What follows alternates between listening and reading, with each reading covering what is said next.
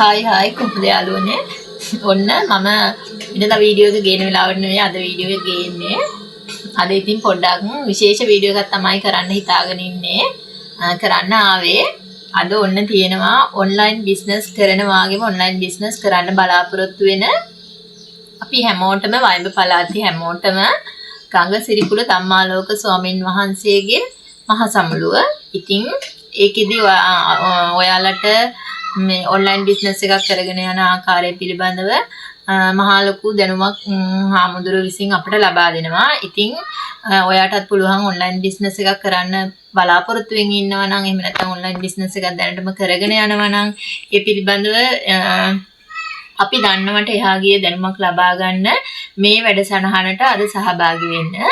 ඉතින් හවස 3ට තමයි කුරුණෑගල ඇත්කඳ විහාරයේ මේ වැඩසටහන 25 වෙනිදා. ඒ කියන්නේ අද හවස 3ට පැවැත්වෙන්නේ.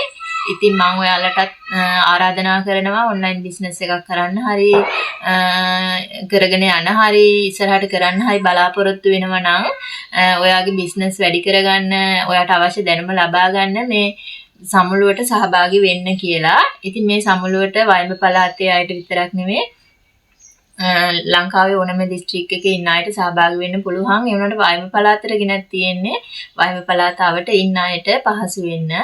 ඉතින් මීට කලින් ඔයාලා දන්නවා ඇති අනිත් පළාත්වලත් මේ සමුළුව පවත්වලා තියෙනවා. ඉතින් මම ඔන්න ආයෙත් මතක් කරනවා කුරුණෑගල ඇත්කඳ විහාරයේ 25 වෙනිදා ඒ කියන්නේ අද හවස 3ට ගංගසිරිපුර ධම්මාලෝක ස්වාමින් වහන්සේගේ මහා සමුළුව පැවැත්වෙනවා. ඔයාලා කුරුණෑගල ආවට ඉන්න කෙනෙක් නම් පුළුවන් කෙනෙක් නම් සහභාගී වෙන්න කියලා.